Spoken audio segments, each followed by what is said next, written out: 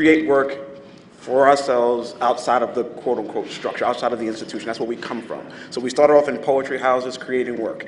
And then Mark Russell saw us like, I don't know what you're doing, but I want to kind of bring you in here. And then, we were like a downtown performance troupe, and still outside of the structure a little bit.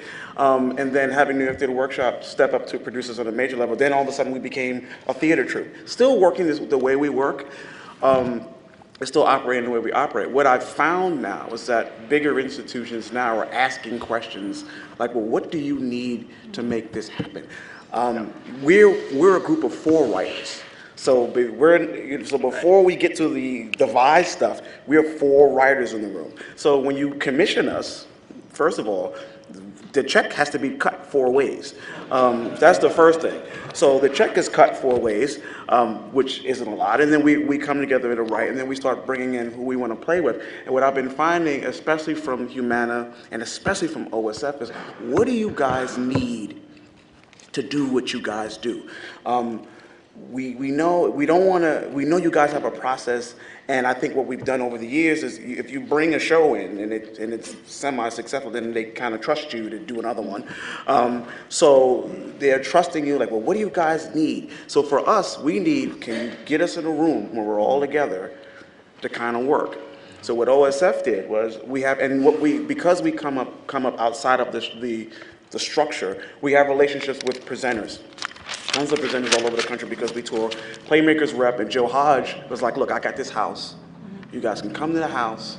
I'll put you in there, and you guys can just kind of hang out. So I tell OSF, like, we got this house, and she's like, well, we might be able to like pay you. And for us, like, they're gonna pay us to sit in this house to work. Which is funny. It's like at first we felt really, and I'm gonna be honest with everyone in the room, we felt not guilty to take the money. It's like they're giving us money to sit to work like this. It felt really strange. And hang on to this. I'm going to interrupt just because she said something really crucial to this, which is also, it wasn't in Oregon, this house. No. Oregon Shakespeare was paying you to sit in a house somewhere in on the North other Carolina side of the to work. And I was just kind of like, is this what's supposed to be happening? Then it was like, well, God damn it, if they're giving it to us, then God damn it, we deserve the money to be sitting up here to work. But I so appreciated them asking those questions and giving us what we needed to be able to work, to move it from point A to point B. So when we get into the traditional structure of having the director and the dramaturg and the lighting designer and all the traditional people in the room, the company ourselves would have worked out all of our stuff before we even come into the room. We have a big thing in our company. Let's deal with our stuff before we let any theater people touch it. So we'll create some work, and then we'll go to a poetry spot or a jazz club, whatever, just to hear what it sounds like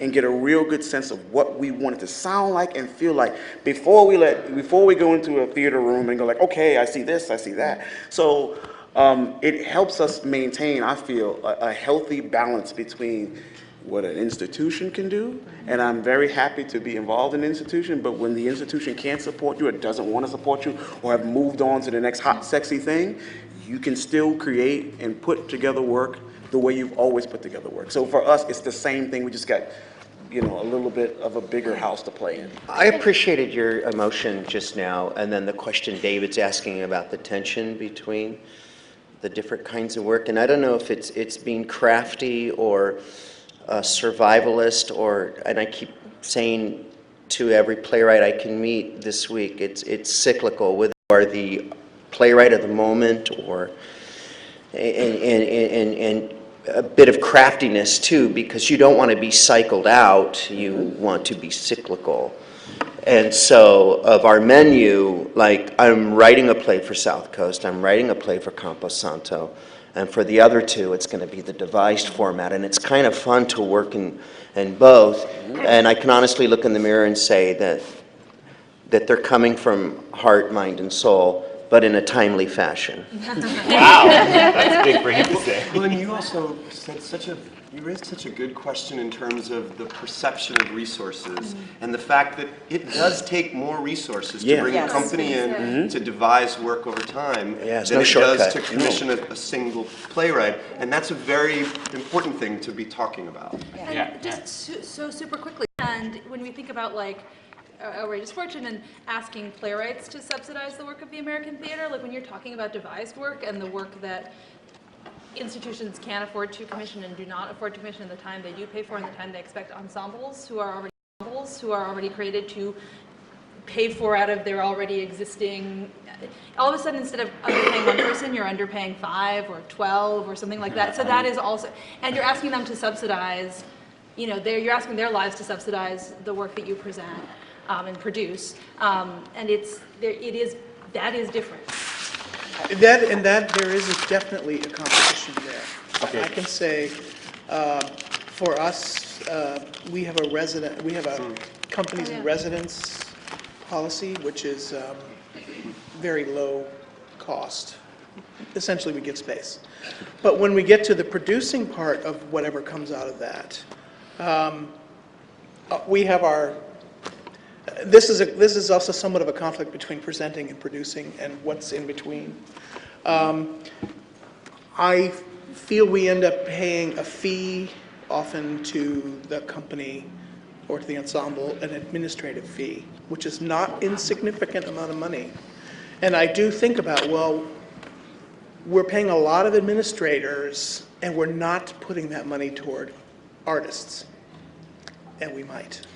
But it's interesting because in a way you are putting it towards artists. I don't know the context, but I know for us when we work with institutions, that administrative fee is what allows us to keep our managing director, our one staff member, a part of the company. Sure, but we have a managing director we're paying for. Understood. You have one you're paying Understood. for, and it's not going to a playwright or a director. No, but I'm saying that I don't know that in an ensemble setting, you can distinguish between the managing director and the artist.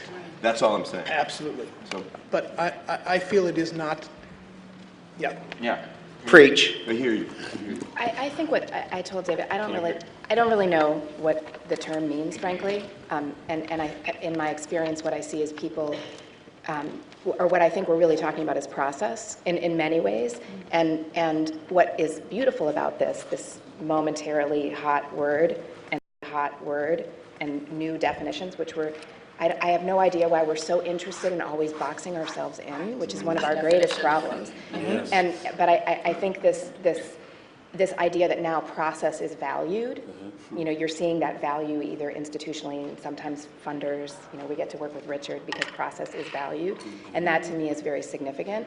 And I think the other piece of it is that we had this conversation in one of the breakouts earlier, that this kind of thing, this thing that you mean when you talk about devising, I think also happens in community setting, alongside plays, alongside, that we can take process and open it up and put it out into the world, and that needs to be as equally valued, to my mind. But I think, I've had conversations with a few people about sort of what's our call to action going to be. Are we going to step away from this with a set of agreements? And it strikes me that one thing that keeps getting discussed is that we need either new language or we just need to stop doing that, stop defining it.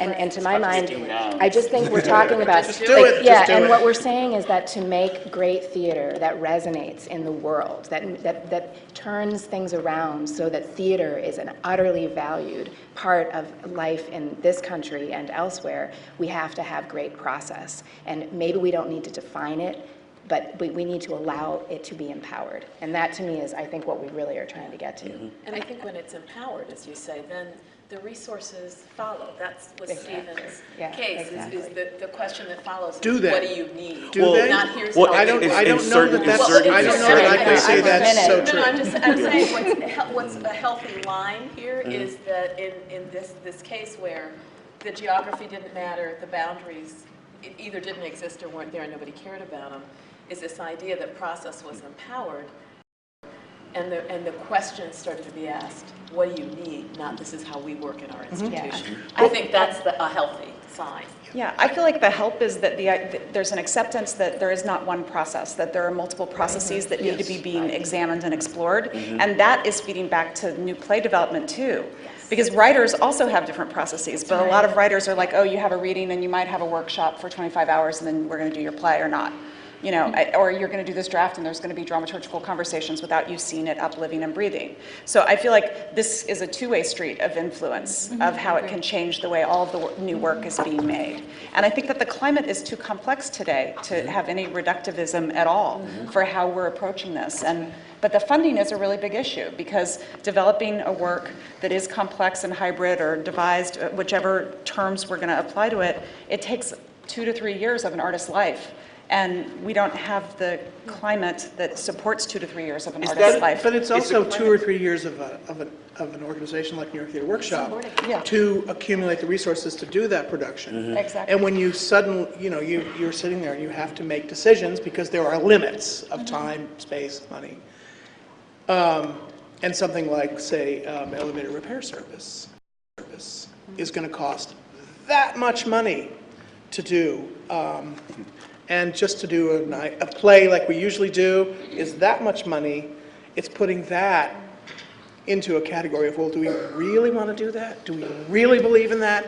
And I would rather not have to be pushed to those places. And I think, secondly, this is a really good thing for me to be talking about. He looked at me cross-eyed when I said this one. I do think, as we're all, for probably some good reasons and some not, the energy is that for collaboration of producing, presenting, all of us are working together and are going to have to more and more. I fear that who benefits from that are the administrators, that more of that resource goes to administrators and not enough of it goes to the artists. And I think one thing that might be very helpful is better standardized agreements in terms, either with equity or just industry-wide, about if you're hiring an actor who's going to be part of a devised ensemble, how exactly a royalty is going to work. And if there was an industry standard, I think it would be much easier on everybody and much fairer. Because I think often there's actors are hired and they're devising, but are they writing? Who knows? And there's not a standard agreement in terms of participation in royalty pools. As long as that standard is something to vary from. Yeah, well, yeah, no, but you know, some. Did everybody freak when you heard standard? Well, not a like hard and fast, and maybe not getting equity involved, but some kind of, but maybe a better thing, and something we've done in LMDA is models. A model, which can, a model is a research where a standard is a rule. So maybe what I'm calling for is models of collaborative agreements that are very fair, and then you can use those as research and inspiration. But I think from a large institution, sometimes that can be an issue when someone wants to devise work and who are we hiring and who are we paying. If you're working with an ensemble that's already used to working together in its legal identity, then that's not an issue. But sometimes if you're pulling people together, that is an issue and could be very helpful. People watch it. I'm sorry, I'm getting texts from ensemble members watching this on yeah, so Rebecca just texted me a bunch of texts saying, Rebecca Martinez, because we are delegates here, talking about how another aspect of devising and working collaboratively that is important to us, and I think to many people working in that way, is that it is another way of engaging community in the building of the work, not just in the dissemination of the work, and that the politics of collaboration when engaged in the actual creation of the dramaturgy, different than I've done a bunch of interviews and then we'll go into a room and make this show, which is a whole nother conversation. But that work as a part of the making and that kind of porous nature is something that I think brings a lot of people to collaborative creation. Who's got the next thing? We're at the end of this one, but is there something that